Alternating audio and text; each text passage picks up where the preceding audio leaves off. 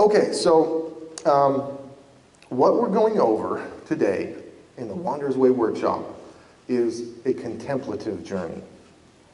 It's a journey of spiritual formation that I'm facilitating. So my prayer is that God is speaking not just in and through me, but in and through everyone here over each of the days that we're together here. So the journey we're on is a metaphorical one. I got some questions about, should we bring comfortable shoes to walk in? Metaphorically, yes, is the answer. So we will not be getting too much exercise. You may be shuffling and moving around the room. I do want to invite you to sit close to people that you're very comfortable with, just because it can be intimate things to share if you feel so led. And that's just a sort of reminder up front and for the next sessions, especially next week. Today will be a little more introductory. We'll begin the journey in the descent, and then next week will be a little more intimate if you're open to it. So I had this conversation with Carla as well.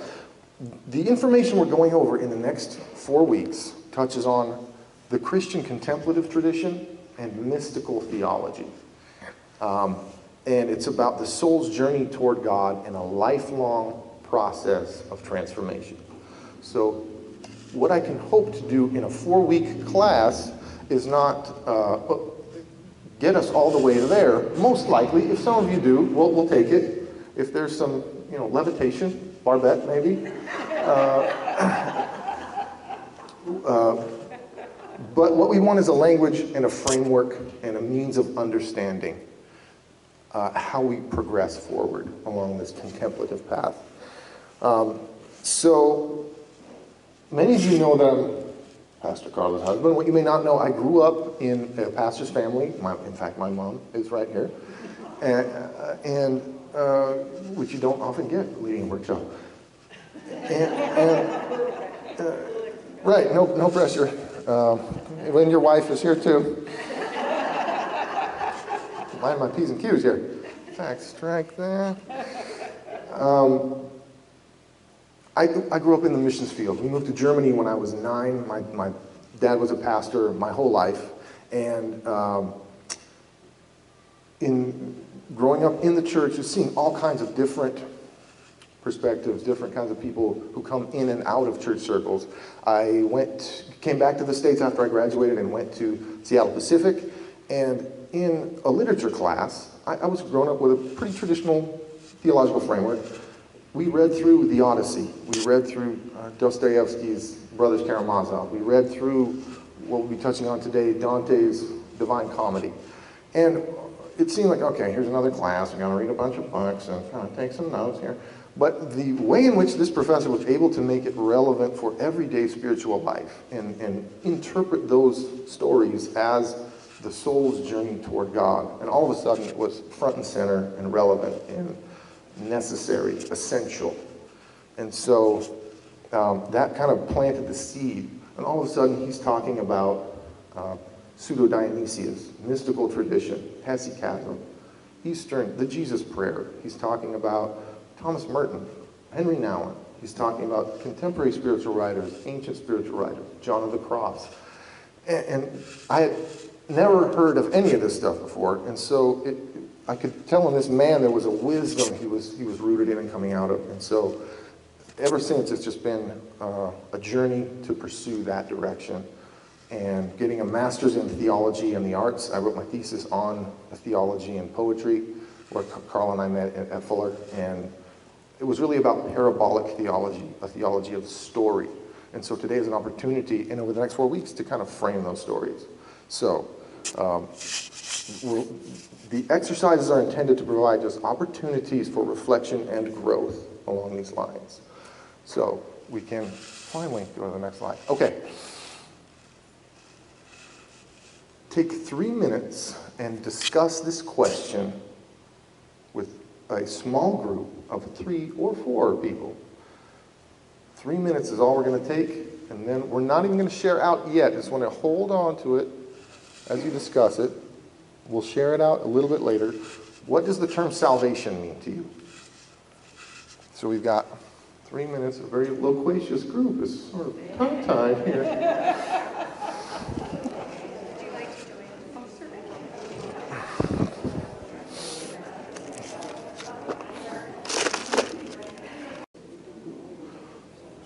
We're slowing to a trickle here. Hold on to that, and we will return to it. Okay? Well, we're going to come up on the next slide. So the core purpose of this entire endeavor is to help point people toward wholeness through confronting their suffering. I mentioned the Divine Comedy. That is a framework we'll be using, but it's not a course on the Divine Comedy. We'll be touching on some of the ideas, but it's really intended to provide a space for reflection. It's the general flow and journey of the Divine Comedy we'll be following. So guiding questions, this is for the whole 4-week workshop. What does wholeness or spiritual maturity look like in my life? Oftentimes we're invited to Christ-likeness, to follow Christ, to be like Christ. And yet we're each created unique and individual with our own giftings, temperament, cultural conditioning, etc. So what does that journey look like specifically in my life?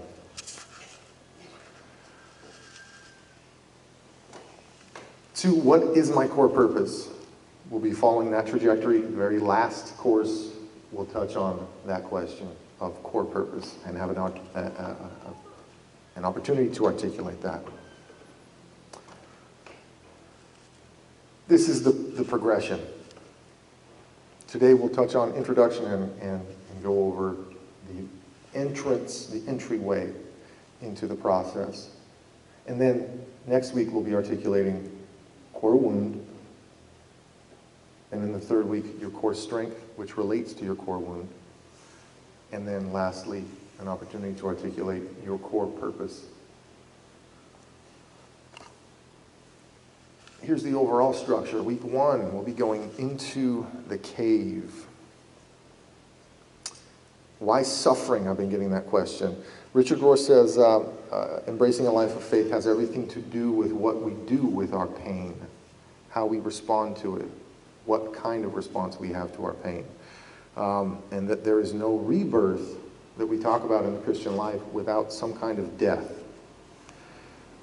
And that Christ is our model for this. So Richard Rohr says, yes, we're supposed to be born again and again and again and again. That rebirth is this ongoing process of the journey.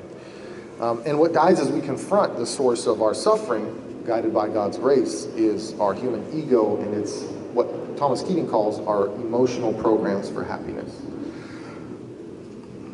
So week 1, we're going into the cave. That's today. Confronting something about suffering in the world. Next week, suffering in the family and the self. Those will be the 2 sections. Week 3, into the cathedral. It's more about rest, reflection, healing. And then divine labor, what we do once we have that perspective. Week 4, about moving into the idea of divine union. The Greek term is theosis. Luther called it divination. And Thomas Keating calls it the goal of the Christian life is divine union. Again, this is today. Moving toward wholeness. What does that look like? Well, some kind of language around it. The mythical journey. What is myth? Guides. Dante himself, before he entered the downward way into hell in Dante's Inferno, had a guide come along to help him out. Then in part 2 today, into the cave, confronting suffering in the world. We'll have readings, some reflection. This will be individual more so to be able to process that, and then ending with a debrief. So again, back to this question. What are some answers we had? What does salvation mean to you? Briefly, if you could. What does the term salvation mean to us? Jesus saving my soul. Okay. Carol said, Jesus saving my soul is what salvation means. Now, interestingly, we used a different version of the term to define the term there. Saving for salvation. Saved from sin. Okay. We're in a state of sin. Jesus saves my soul out of sin. Right, redemption. Okay, that exchange. Go ahead. Here's one way we want to talk about this, to provide a language. Salvation is a term that comes from the Latin salve, to heal or make whole. Oftentimes, immediately when we jump from salvation equals saving my soul, we jump to a dualism, split between mind, body, soul. Mind and body, whatever, as long as my soul is saved. Wholeness takes it one step back and integrates mind, body, and soul, and looks at wholeness as a holistic definition. Wholeness, what if that's at the heart of gospel? We talk about salvation, which we often think of in physical terms of getting as many people to come to church as they can, or to convert to Christianity, or to say, our definitions tend to be fairly narrow, versus if we take a step back and think of salvation as wholeness, that opens up, I know you guys read the book on evangelism, of broadening the definition of what that is, of working toward the wholeness of other people. What that looks like, wholeness on a social level, on a global scale, the Bible calls shalom. And the arc of the Bible points towards shalom. The kingdom of God is shalom. What is shalom? The word that we translate as peace. But really, when the Bible says peace, the Hebrew word is shalom. It's about wholeness, balance, order, justice, harmony. These are the kinds of resonances that term has. So more than just peace, the absence of conflict, it has a much more holistic sense. So spiritual maturity, as we're defining it, is an awareness of and separation from our ego mechanisms, allowing us to be rooted in love, in shalom rather than the self. Because what obstructs wholeness is our ego projects. It gets in the way, and it's about identifying those and dropping them. So we're going to spend just a bit on this one because it's a way of thinking about the spiritual life and a progression, but not an upward progression, a downward progression. It's a spiritual descent of the ego that allows the soul to rise. So we're moving from stage one, spiritual childhood or self-centeredness. It's all about self-interest at this stage, getting what you want, living out of the ego, which we'll see is really about the projects we engage in to avoid pain. Out of this stage arises addictions, destructive patterns, destructive relationships, destructive behaviors, exploitation, human vices, our ambitions. As we move along, it's important to remember that the seeds of all of that is still there. It's how we relate to those seeds that determines how we progress along the stage. Stage two, spiritual adolescence.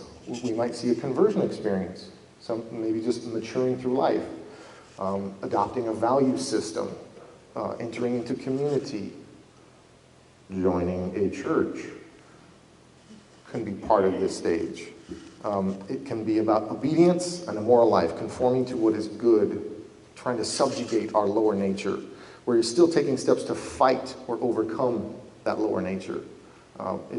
We're still in a dualistic mindset of good and evil, bad. We want to sort of fight the evil. We can find stability, certainty, identity at this stage. We want to live for God as long as we get what we want to at this stage. We want to love others as long as they agree with us. We genuinely want to do the right thing, but we also want to make sure those who don't do the right thing get their comeuppance and get punished properly, because that gives order and balance to our world. We still fear our own immorality and have to go to groups and projects and programs to try and outrun it, or watch a lot of television so we don't have to think about it. In advanced stage two, maybe we accept Christ, we attend a lot of Bible studies. Maybe we even let Jesus have the wheel. but we still want to hold the GPS and tell him where to go. There's construction up ahead, Jesus, go ahead and hang a left up here on Happy Street. We still harbor limiting attachments and illusions, usually having not confronted our core wound or our cultural programming, we'll call it. We can even plant good seeds and become leaders, but we aren't necessarily living in the full freedom and joy and peace of Christ. So stage 3, we often arrive at through some kind of death experience. The mystical tradition talks about moving from stage 1 to stage 2 as a baptism of water. And from stage 2 to stage 3 is a baptism of fire, because it's refining and burning away the ego, the false self. So, when we drop pretenses and have that awareness rooted in love moment to moment, there's that removal of the ego and ego lenses that distort our vision. So, as we move through this process in these 4 weeks, we want to stay oriented by that understanding, oriented by stage 3 thinking of dropping the ego progressively in a movement, a downward movement of letting go. It's about divestiture, letting go of the attachments that keep our energy low and focused on the wrong things. Or even the right things, but too much of the right things. So, shalom, wholeness, always has a sense of proportion and order. Some assumptions as we move through. Spiritual maturity, arriving at that stage 3, involves self-awareness.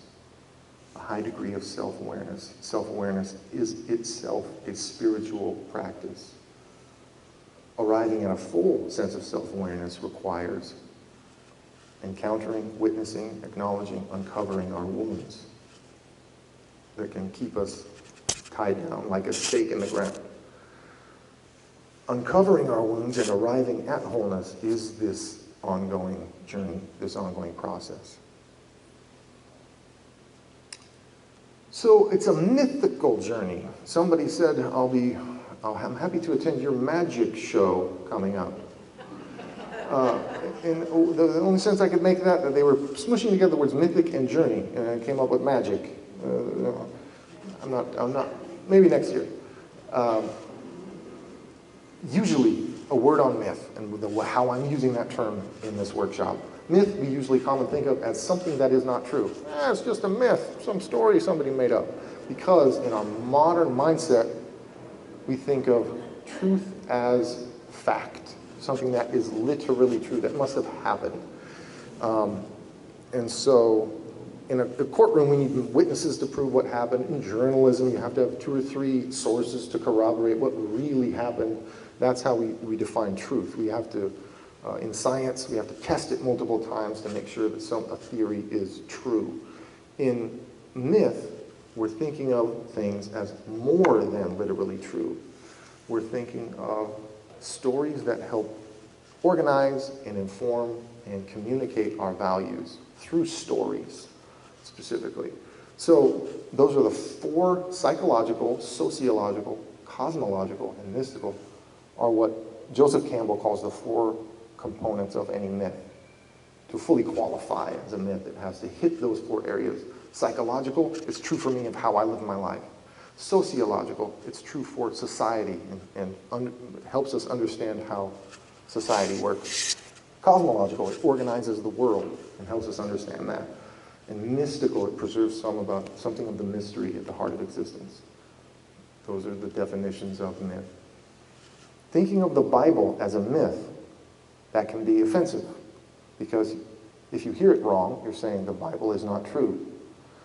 And yet, if it's not a myth, it's just some things that happened a long time ago, or ways that people thought. It has a more historical curiosity. As a myth, it can have meaning for us today.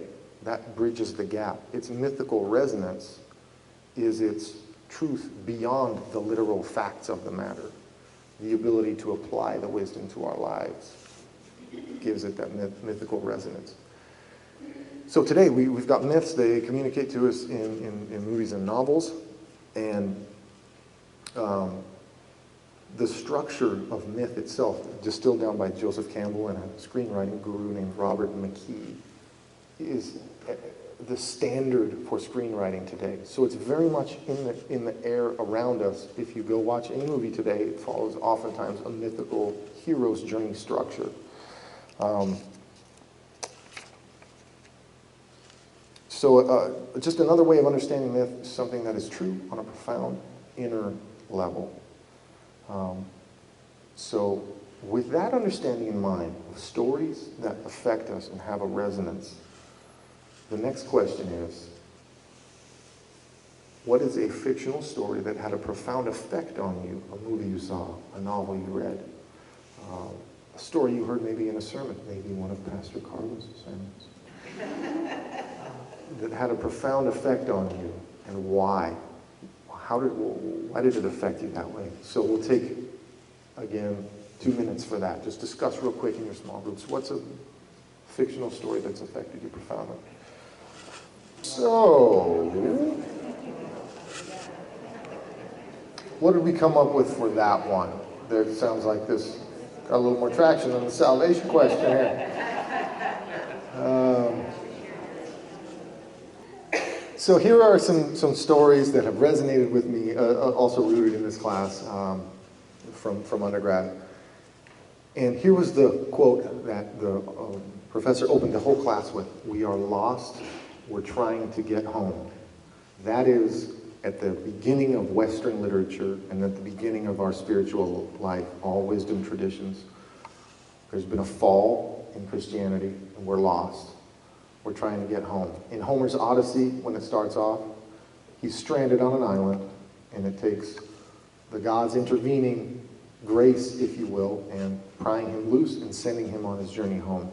And then it stops, and he tells the backstory of how he got that way. The Middle Age scholastics, Christian theologians, interpreted these old ancient stories, these myths, as being about the soul's journey home. And to put a Christian interpretive spin or hermeneutic on these old stories. So the hero is stranded, he's longing for home. In the Brothers Karamazov, there's family conflict. And home is restoring balance, order.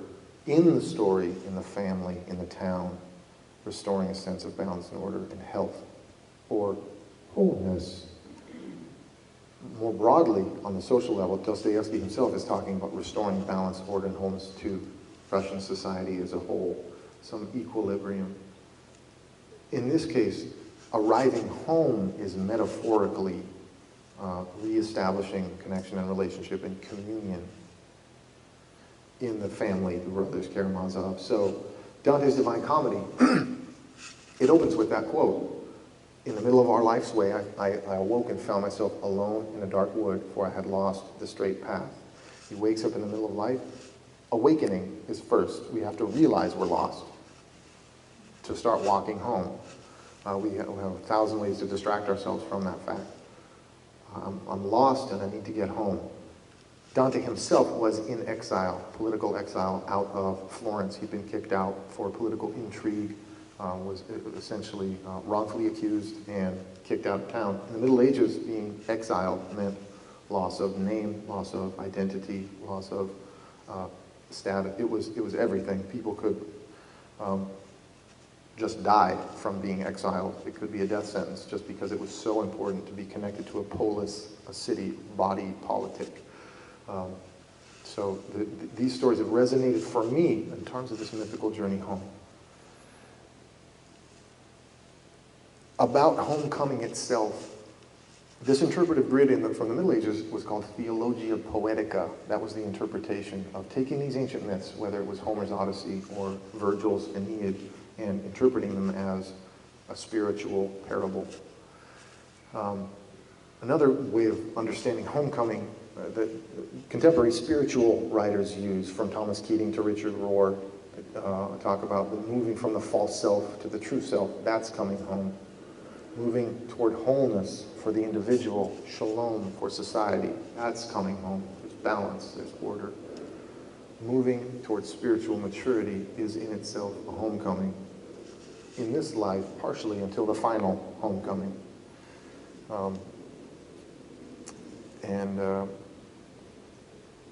Let's talk about Dante's Inferno briefly. I'm just going to run through the three sections because they're touchstones throughout the whole trajectory of the course. Dante's Inferno, you can see, if you look closely and squint, the forest on the upper left there. That's where he wakes up. He tries to climb Mount Joy by himself, but finds his way blocked by a she-wolf, a leopard, and a lion.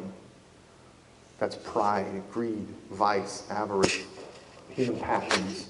He can't get there by himself. Then a guide shows up in the form of Virgil, the ancient mythical poet who guides him. He said, I was sent from heaven to guide you.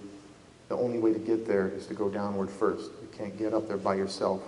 So grace intervenes, and he begins the downward descent through the 9 circles of hell that are organized according to the level of sin that's been committed.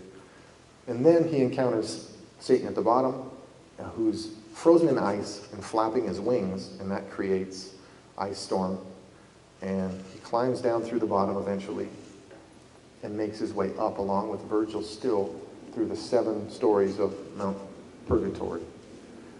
And these are souls who are prayerfully walking along and being pulled by divine grace and working out their previous sinful natures. Then at the top of Mount Purgatory is Eden.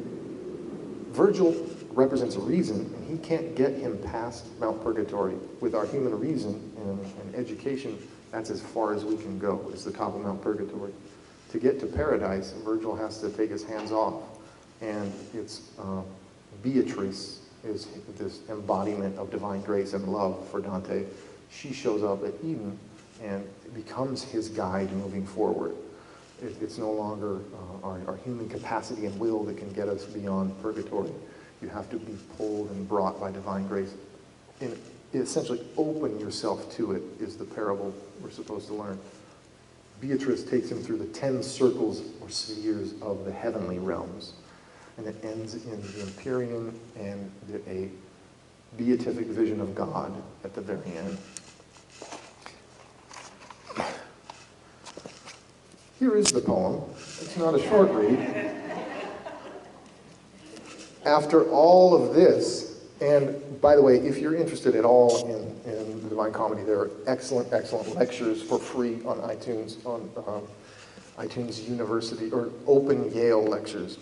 If you look up Open Yale lectures, Dante, it should show up. At the very end, he's struck silent. After saying all of this whole journey, the only response to God, finally, when he's in that face-to-face, after all this poetic elocution, is nothing. There are no words, essentially. And Thomas Keating also says, we'll return to this idea of silence is God's first language.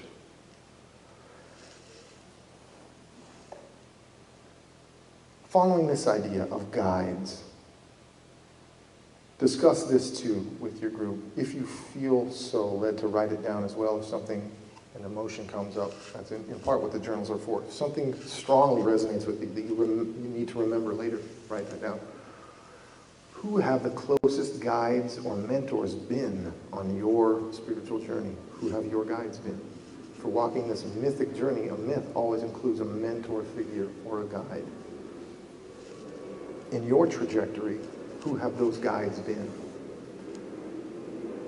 Or is there a verse, let's not say or, let's say and, is there a verse or a life word that serves as a guide, a touchstone, a connecting point? Okay, guides and mentors.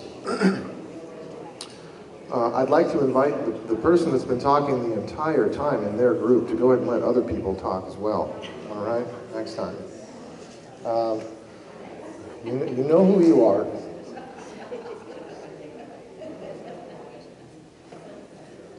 Speaking of guidance, one of the more famous psalms, this is a touchstone for a lot of people, whether they're a Christian or not, or culturally Christian, or raised Catholic, or memorized their catechism. Psalm 23. It's about guidance, but it can also be a kind of touchstone, a guide in and of itself that people return to for comfort. But I want to invite us to look at it through a slightly different lens of the contemplative journey, of a sense of progression. So as we read through, we'll read through it together, think of how is it different from the first section to the last section, the third section. What changes? What's different as we progress through the psalm? So let's read it together. The Lord is my shepherd, I shall not want. He makes me lie down in green pastures. He leads me beside still waters. He restores my soul. He leads me in paths of righteousness for his name's sake. Even though I walk through the valley of the shadow of death, I fear no evil, for you are with me. Your rod and your staff, they comfort me. You prepare a table before me in the presence of my enemies. You anoint my head with oil. My cup overflows. Surely goodness and mercy shall follow me all the days of my life, and I shall dwell in the house of the Lord my whole life long. Any sense of what changes, specifically the wording in the text? What has changed from the first part to the last part?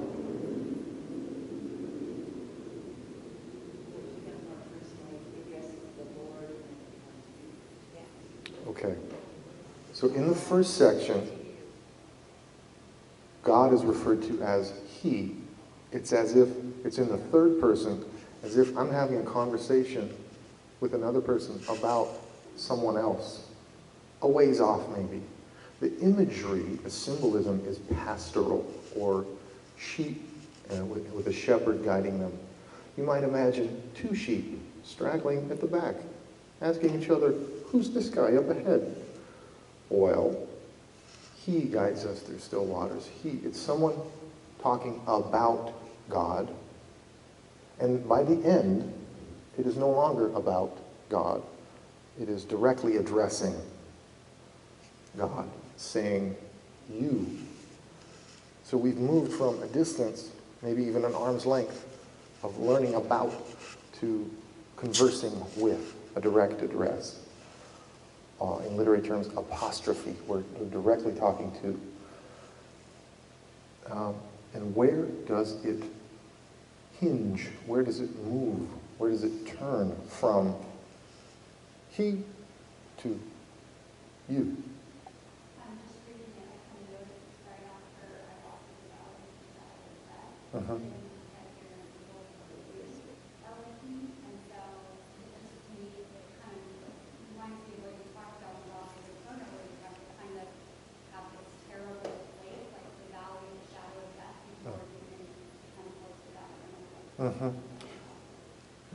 There's the movement. We've walked through, it's the valley of the shadow of death, but we have to experience some letting go, some suffering. We've removed the part of our ego that's keeping us distant from God in that burning process, in the what St. John of the Cross calls the dark night of the soul, is the movement where we somehow come to the end of ourselves and our capacities and have to relinquish it. And then we can move into a closer knowing where it's an adult, mature relationship where we're no longer kind of sheep straggling behind, but are grown adults dwelling with God rather than just falling behind and learning the steps. So we're going to do a strange little exercise of imagination. Sounds crazy. So in a second we're going to close our eyes and I'll have some guiding words, and after that we'll just move straight into the reading. So everyone ought to have the workshop reader that we handed out during the last discussion. And we'll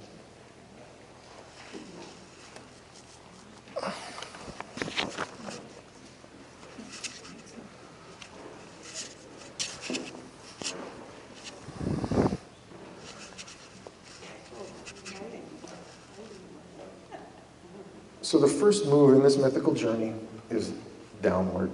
We enter into the cave, metaphorically speaking, into some kind of darkness. Like Dante, we can't get to joy or happiness or freedom or joy the way that we wanted to. So we have to undergo this process of refinement. The downward journey is always a metaphor for the inward journey of self-reflection and self-discovery that can be humiliating, frankly, and that's what we try to avoid looking at. So let's close our eyes.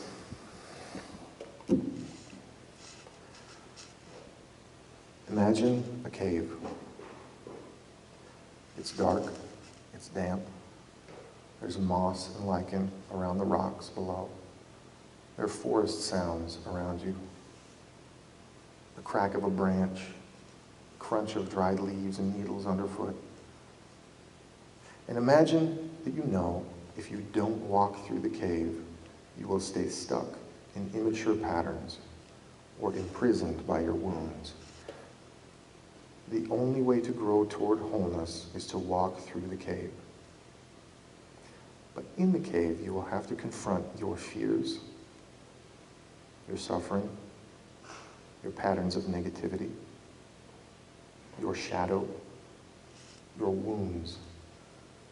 You'll have to confront the reality of suffering and death in the world. Now attend to the emotions that arise.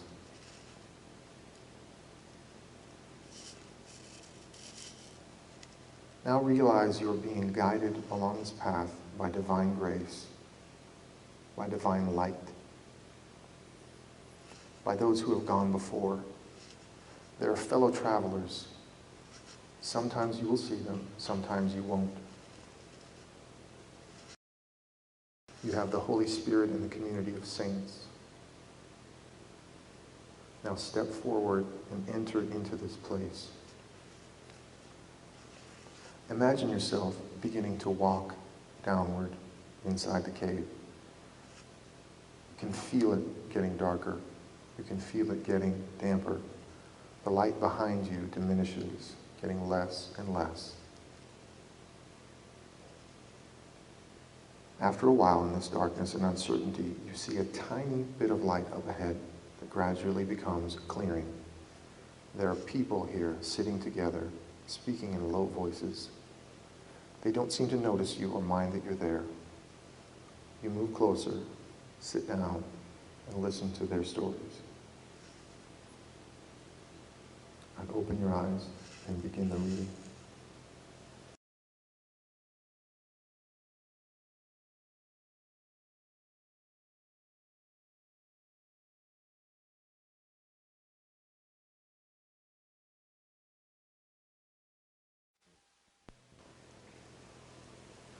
As you finish individually, you can write answers to the questions.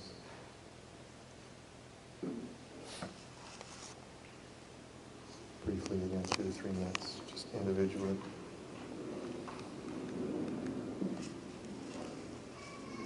I want to reflect on what myths have to do with this. And in one sense, we're walking this mythical journey, and this is our first encounter with suffering in the world. And walking our own mythical journey will allow us to reflect on the values that we have, the wounds that have affected us, the family we were raised in. That's part of the purpose, to have individual reflection. But myths can also be destructive to the extent that we are not aware of them. So if the myths that we live out of, that we unconsciously adopt without inspecting them, lead to that self-righteousness, lead to that dehumanization, where we are not able to see other people because the blinders we have on. So as we walk this downward path, the myths of the world around us and the tribes that we are usually a part of are upward myths. They're myths of triumph, usually triumph over. It's a tribal mindset in which, in order for me to get mine, I have to take it from you.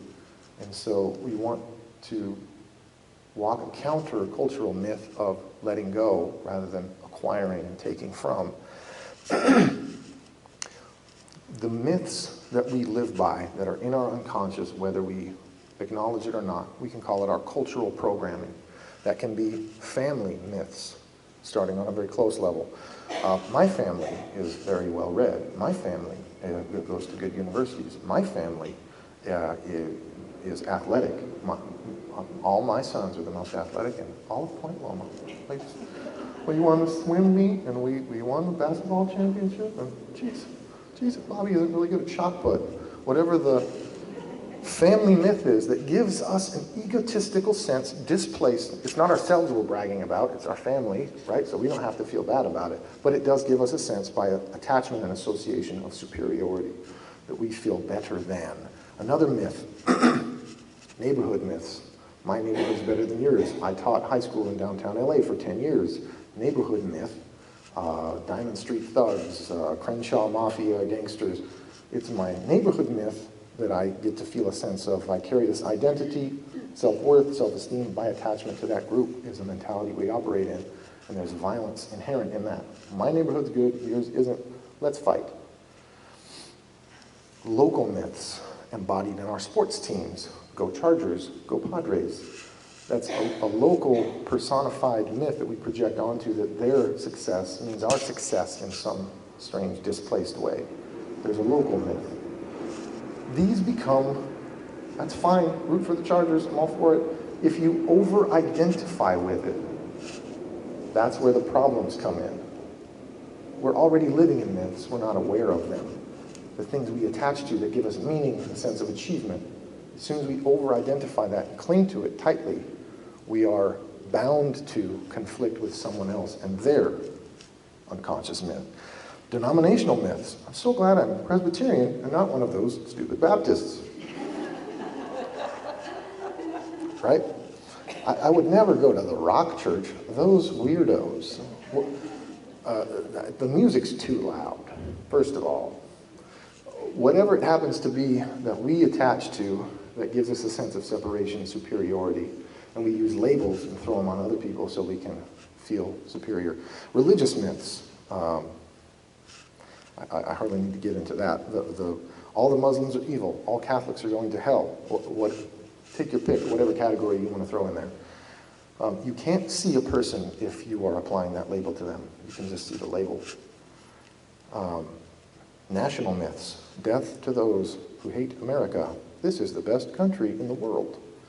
We over-identify with that myth, especially in a very patriotic town like San Diego. There's a danger of that, being very proud of heritage, sacrifice, all these good things that people have done.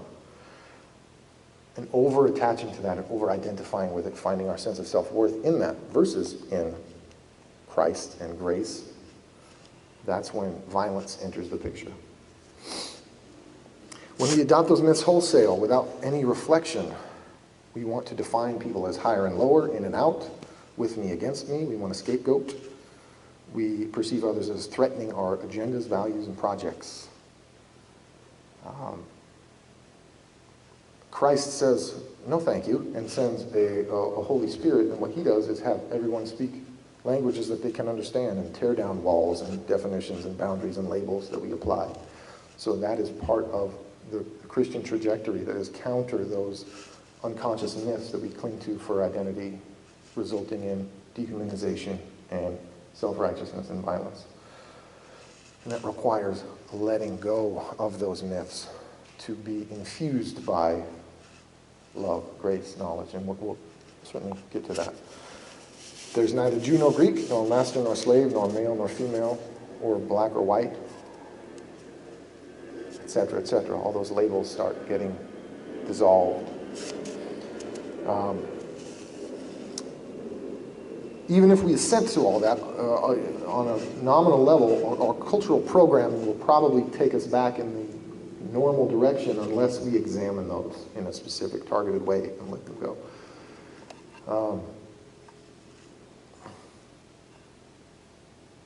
Here, final two reflection questions, also individually. What group do I identify with the most? Where do you get a sense of value, purpose, self-worth? And as a result of that, who are you in danger of excluding? Is it atheists? We don't like Muslims, we don't like communists, we don't like the 1%, we don't like Fox News watchers, we don't like MSNBC watchers, we don't like welfare recipients. Whoever it is that is them.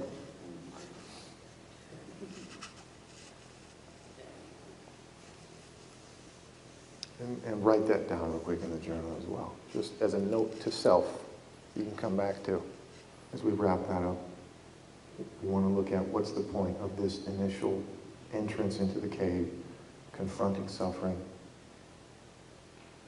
We want to understand that spiritual maturity means seeing all of that. Spiritual maturity and wholeness requires seeing reality as it is.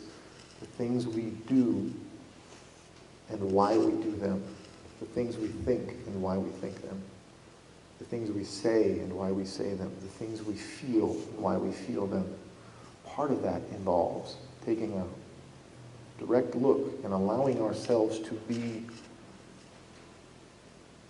impacted by the suffering of the world around us. So week one, this is an opportunity to reflect on that reality in our world of suffering, the reality of death. Take a square look at that. And then next week, we'll move into an opportunity to reflect on that reality in our own lives, not displaced onto others as well. That's that downward spiral as we move closer to our own ego projects, our own shadow.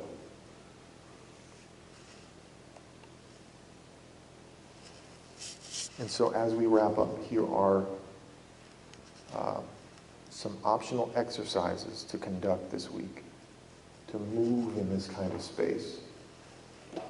One, you can go to Rosecrans National Cemetery. It's right up the road. Not a bad view. Walking through those grounds, read the names, read the dates. Some of them lived long, full, healthy lives. Others died at sea.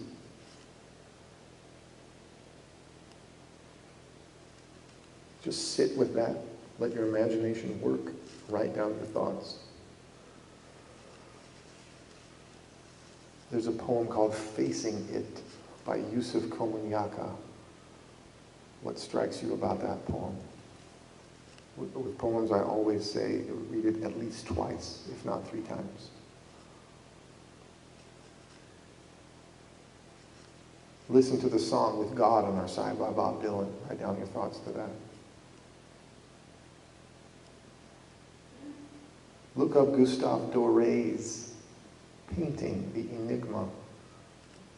Read about the context of that painting. Write down your thoughts to that one.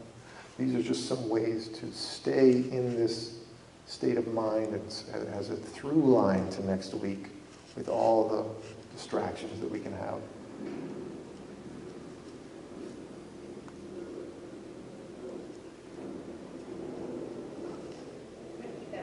What's next?